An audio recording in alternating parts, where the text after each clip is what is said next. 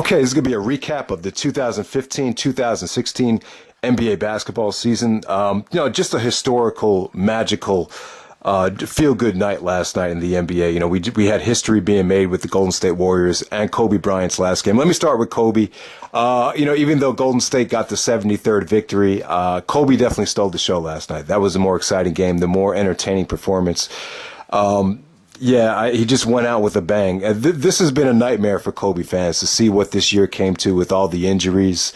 Everything just really caught up to him this year. It was a struggle for him just to get to the end of the season, but I'm glad he got to it.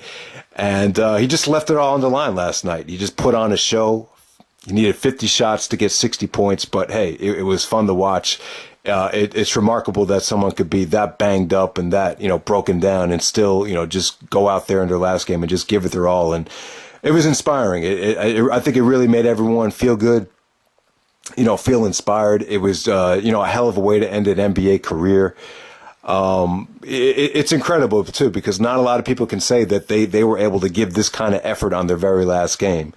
Shaq couldn't say that, even go down the line to Charles Barkley, even Michael Jordan's last game when he was 40 years old. It was very, very dry and pale to the hype and the actual performance that Kobe gave last night. It was just a magical night. And to me, Kobe Bryant, I think everyone had mixed feelings on Kobe. There's always been a lot of love and hate relationships with Kobe through the years, but I've grown to love him. I really appreciated the way he came back from the rape case, when he was accused with rape and how he handled that situation. But to me, what really made me appreciate Kobe was just the drive, the focus and determination he showed after Shaq left, just the tunnel vision that he showed to try to get that championship without Shaq. It was just like nothing else mattered.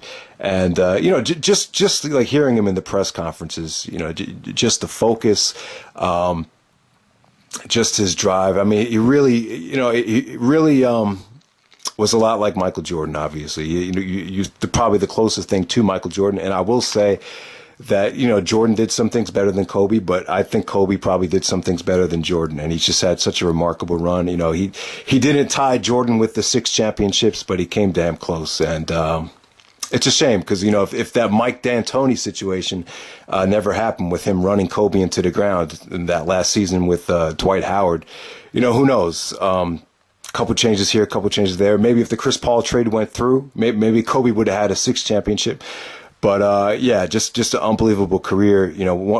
Probably one of the most inspiring people in my life was Kobe Bryant. So congratulations, and it's over. It's over, and he went out with a bang. So awesome stuff. It would have been nice to see him win it with the championship, but let's go to the Golden State Warriors. Golden State Warriors with 73 victories. They pass up the Chicago Bulls. Bulls had the record at 72-10 back in 1996. But Golden State does it. Just an amazing accomplishment. Why did this happen? I think a lot of things. I think you have to see, how much money Steph Curry's making. He's not making a lot of money. When he signed his contract, it was only for 4 years, $44 million. So he'd be making $11 million a year. That really gave Golden State a lot of room to play with in the cap situation. So that's a reason why right there. And I think the Western Conference just got weak. A lot of guys from the West went east, really, really solid role players like Nicholas Batum and, good point guards like Monte Ellis went to the East Coast. And I think that really, I think the competition on the bottom tier of the West really wasn't as strong. So I think Golden State and San Antonio really got fat and got a lot of, easy victories this season. But I'll give Golden State credit. I think a lot of their guys got even better this year, like Steph and Draymond and even Clay. So they just have a loaded team, and we'll talk more about them later. So let's move on to the top 10 MVP candidates. Some honorable mentions. Klay Thompson, John Wall, James Harden, Dwayne Wade, LaMarcus Aldridge. I'd even put Jimmy Butler in there, even though it was sort of a disappointing season. And I would put Kyle Lowry and DeMar DeRozan. You could easily put them as MVP candidates, but I'm leaving them off there because I think they're both equally as valuable. So I probably have them at like 11 and 12. It's tough, man. I feel bad leaving them out. But all right, number 10, I'm going to go with Kevin Durant. I think Durant had a good year, coming back from the foot injury. I think he proved a lot of people wrong. This was the one year that Durant and Westbrook played together that, I will actually put Westbrook's value over Durant. Keep in mind, last year, Durant and Westbrook didn't play much together, and I had Westbrook as my MVP from last year. So I'll go with Kevin Durant at number 10. OKC in third place in the Western Conference. Not a bad year for OKC and Kevin Durant at all, especially when you consider the lack of defense and a lack of depth that OKC has. And number 9, I'm actually going to go with Kemba Walker, even over Kyle Lowry and DeMar DeRozan. I just feel like Kemba really stepped up his game this year in all aspects of it. He's just gotten better every single year. And the Charlotte Hornets, this was a team that was the worst team in the league just a couple of seasons ago, and now they're in the 6th place in the Eastern Conference, and they could have easily been at the 3rd spot, with an extra victory. So just an awesome season for the terrific point guard in Kemba Walker. Number 8, I'm going to go with Isaiah Thomas, one of the smallest point guards in the league. Has really, put the Celtics on his back. I think he has a great coach, a great supporting cast. They're just a solid team full of college all-stars. And, with Isaiah, man, just a hell of a ball handler, really tailor-made for this NBA style, just gets to the lane, very, very tough to stop because of his, quickness and his ball handling skills. And plus, he goes left. It's very difficult to guard lefties. So I'm going to go with him at number 8, just, putting the Boston Celtics on his back. And the Celtics have a very, very, lucrative season, a really good improvement since last season as well. Number 7, I'm going to go with Draymond Green, Dre Magic, as Isaiah Thomas would call him. Seems to have even gotten better, probably the best all-around player in the game. Numerous triple doubles throughout the whole season. To me, his conditioning got even better this season. Obviously, a hell of a defender. Really initiates the break for the Golden State Warriors. His assists to Steph Curry. He makes Steph and Clay look great because he can initiate the fast break by turning defense into offense. So, Draymond Green at number 7. Number 6, I'm going to go with Damian Lillard. I think Lillard really surprised a lot of us. It's a crime that he didn't make the All-Star team, but we all know why. Kobe had to have his last All-Star appearance. But,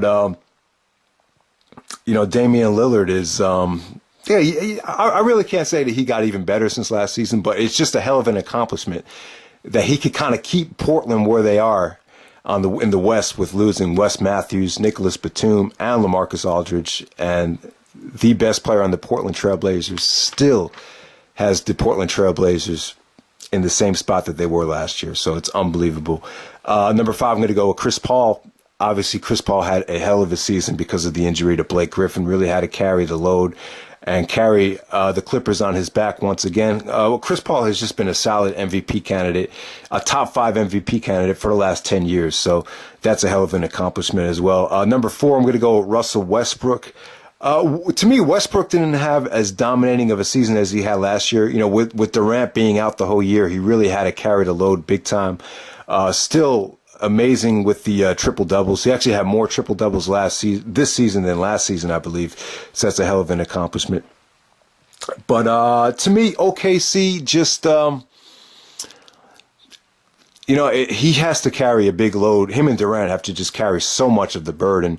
I was just kind of disappointed in the way Westbrook played against Golden State and in some of the San Antonio games as well. So that's what kind of hurts him. I will put LeBron at number 3 just because LeBron and the Cavs had the best record on the Eastern Conference, and the Eastern Conference did get better. So give LeBron credit, just another stellar year for him. Very identical to a lot of his other years, obviously, and he's feeling a lot more healthier this year as well. So number 2, I'm going to go with Kawhi Leonard from the San Antonio Spurs, the best player on one of the best teams in NBA history. The Spurs ended up with I believe 67 victories this season, which is the most the Spurs have ever had. Also, their defense has been incredible. I believe they have the best defensive rating in the NBA. He's really become their go-to option. Him and LaMarcus, it's almost unfair with him and LaMarcus on the same team, along with the San Antonio Legends and the coaching staff. It's really just a scary, scary situation. But just his ability to defend the best player and also his efficiency offensively as well. I believe he was one of the best, if not the best, three-point shooter in the league percentage-wise. So there we go. And number one, I'm going to go with Steph Curry. Obviously, he should be the unanimous choice for MVP, as we all know. The remarkable thing about Steph is there is really no hangover. You know, there's two different ways you could go after winning a championship. You know, 5 years ago, Dirk Nowitzki wasn't really prepared after he won the championship. He kind of sat around all summer, watched Harry Potter movies, and really wasn't sure if there was going to be an NBA season because of the lockout. And they barely made the playoffs that year. This season with Steph, it's kind of the opposite. You kind of embrace winning, and you don't look at basketball as a chore. You look at it more as having fun and just kind of, you know, looking at it as an escape and a chance to even get better. And he just got even better. Obviously, I think the coaching staff from Golden State really does a beautiful job of getting him open with the multiple picks that they set and just the way they defend. Obviously, it leads to a lot of, threes on the fast break. And he's just been efficient as well. Obviously, 400 three-pointers in a season. That's a record. 50% from three. It's just incredible that what he's done in this NBA climate. He's just definitely the most dominating and the best player in the game when you factor in how awesome he is offensively right now. So there you go. That's Steph as my MVP candidate. So let's move on to the next category. Coach of the Year. Coach of the Year is tough. I'm going to give it to Terry Stotts of the Portland Trailblazers because Portland was supposed to get like 26 wins, and they end up making the playoffs and not really missing a beat, pretty much in the same position as they were last year. They probably don't have the record that they had last year, but they're still in the same spot. They're in the 5th seed in the West. And, just amazing. So Terry Stotts, honorable mention would be Brad Stevens from the Celtics and Steve Clifford from the Charlotte Hornets. Most improved player of the year. I'm going to go to C.J. McCollum. Obviously, Portland lost a lot of their main talent. So it gave C.J. a chance to really step up and, show what he could do with Damian Lillard. You know, Lillard and C.J. McCollum are tailor-made for this version of the NBA. You know, they're a backcourt made in heaven. Just a nightmare for teams to stop when, when they go small. They're just very, very difficult to guard. And their chemistry was shockingly good. And C.J. McCollum from Lehigh, not a very big school, just like Damian Lillard, and he really showed what he can do this year. I mean, he just has great ball handling skills. He can create his own shot. You can't really guard him one-on-one. He just knows how to create space, can get to the lane, can finish with either hand. He's just, him and Lillard have just been surprisingly great this year. And, did he really probably improve that much from last season? Probably not, but he got a chance to show what he can do. And that's why he's the most improved. So there we go there. The other candidate for most improved would probably be Isaiah Thomas from the Boston Celtics, but he was pretty damn good last year, and he got a lot more playing time than McCollum got last year. So there we go. Defensive Player of the Year. I'll probably say the best on-ball defender is Avery Bradley. But I think Kawhi is the reason why San Antonio was so dominating defensively. But I could see the NBA giving the award to Draymond Green because Kawhi did win it last year. Rookie of the Year, it goes to Karl Anthony Towns. I think Porzingis. You could have argued around the All-Star break that Kristaps Porzingis from the New York Knicks could have got the Rookie of the Year, but Karl Anthony Towns has been awesome. He's the example of a big man that can thrive in this era because he's not just a post up guy. In today's era, a big man has to be more than just a guy that could thrive in the post. This guy can run the fast break, dribble the ball, and he could shoot from the outside and the pick and pop. He could just pretty much do it all, and he was a pleasure to watch. Kind of disappointed that Minnesota didn't have a better record, but they do have the last 2 Rookies of the Year, so that's a very, very lucrative and appealing job for any NBA coach, and they will be looking for a new coach. All right, so the most disappointing team of the year and most disappointing player. You could debate that the Rockets were disappointing, but at least they made the playoffs. You could say that the Washington Wizards were disappointing. But I'm going to give it to the Chicago Bulls. How the fuck do you not make the playoffs with Derrick Rose, Jimmy Butler, Pau Gasol, Joakim Noah, Mirotic? It could go on and on. Mike Dunleavy. It's the same shit every year with the Bulls. Obviously, I think them not having their coach Tom Thibodeau, they replaced him with Fred Hoiberg. It was really a huge transformation from what they were. The Thibodeau was hard-nosed. He got on these guys' asses for not playing defense. This year, a little bit more laid back. It got to the point where Jimmy Butler even said, we need to be coached harder. I think that was a big slap in the face to, Fred Hoiberg. And he was speaking the truth. This team needs to be micromanaged. They need to be pushed. They pace themselves way too much. Defensively, they were horrific this season. I just don't think Pau Gasol can thrive in today's NBA climate. You really need to be quick and you need to be able to move your feet on the pick and roll. There's just so many times you watch highlights where guys are just dunking over Pau or burning past Pau on the pick and roll even guys like Mirotic and Dunleavy just really could give you nothing defensively. They were just a little bit slow. The offense was very, very tough. I just thought they took too many tough shots. I just didn't see a lot of continuity and a lot of improvement from the offense from Tom Thibodeau. Rose needs to improve his jump shot. The chemistry between Rose and Jimmy Butler was horrific this season. Derrick Rose has a lot to prove this season. He needs to work on his game. I'm starting to think right now, this has nothing to do with the ACL tear, has nothing to do with the injuries. The reason he's struggling is because he was out for so long. You can't take 2.5 years off and expect it to all come back. That was just way too much time off. If you look at his body now compared to when he was the MVP, his body has gotten soft. He's definitely put on weight. He's not as explosive. He's not as fast. And he hasn't worked on his game. He needs to improve his jump shot. His jump shot is just, I think the mechanics need to improve. It's just a very, very flat and just the form just needs a little bit of work. But Derrick Rose is my favorite player. What he did his MVP season was inspiring to me. He was probably the most entertaining MVP season ever. Just the way he attacked the basket with reckless abandon. And we're just waiting for him to get back to that guy. And this is his last chance. This is a contract year for him. He's made some stupid comments about how he has, counting down the days to free agency when you see all the money being passed around in the league. It doesn't mean he wants to leave the Bulls. I think some Bulls fans misinterpreted that. It just means he wants to get paid, because he doesn't have, he's not the most intelligent guy in the world, obviously. And, this is how he makes his living. Even though he made about $94 million from the NBA and made about $85 million from Adidas, that money goes fast.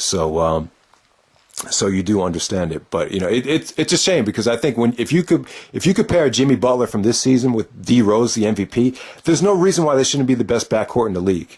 And hopefully he can still get to that level. I think he's going to put in a lot of work this offseason. Hopefully he does it because if he doesn't do it, he's not going to get paid. And someone made the comment to me at the NBA store when I was talking to one of the employees there. He said, if Reggie Jackson could get a max contract for $80 million, then you could still give it to Derrick Rose. And Rose did play well this season at certain points, but overall it was disappointing. He got off to a slow start because of the eye injury. But the injuries need to stop. It's the same shit every year with the Bulls with guys being hurt. I'm at the point right now where I think they just need to break up the team, and I think they do need to break up the whole team. Obviously I think they missed Noah this year defensively, but Noah was piss poor in the playoffs last year, airballing layups. His offense isn't just like Pau. Pau's defense isn't tailor-made for today's NBA. Noah's offense is incompatible with today's NBA, in my opinion. But I would still say you need to blow up the team. I would keep D Rose and keep Butler and just get rid of everybody else because it just doesn't work. Most fucked up moment of the year to me was David Black getting fired. It's tough to really judge this now because we'll give Tyronn Lue a chance with Cleveland. We'll see what he could do in the playoffs. But as of right now, I really don't think Cleveland is any better for firing David Blatt. I still think it sends a terrible message that you could fire someone while being the getting your team to the finals and having the best record in the East and one of the best records in the league. I thought that sent a terrible, terrible message.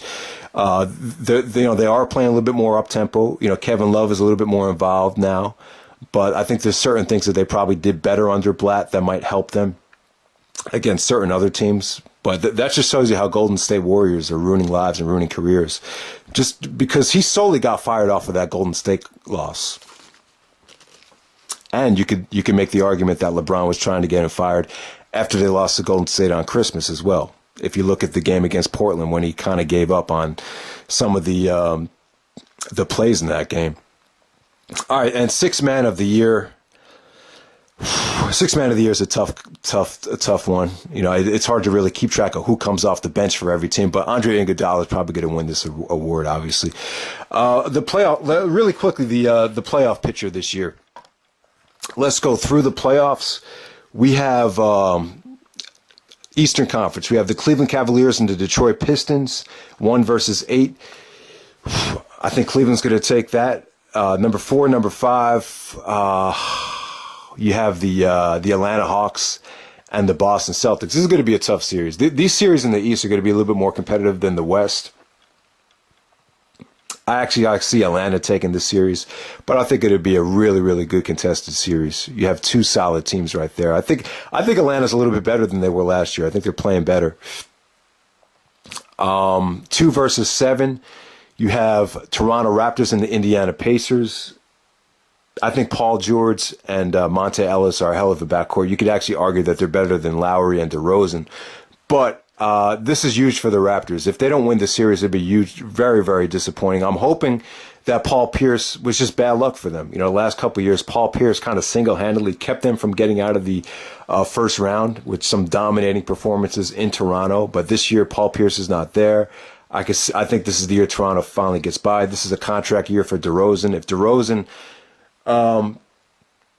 doesn't get out of the first round, I don't see Toronto bringing him back. But I like Toronto, man. They're fun to watch. They have a great backcourt. I think DeMar Carroll could be that extra piece defensively to help him get him over the hump. Number 3 and number 6, we have the Miami Heat and the Charlotte Hornets. I love the Hornets. I think the Hornets are fun to watch this year. I think they have Nicholas Batum has really given them some legitimacy. That's a perfect example of a role player coming over and just making the team better offensively and defensively.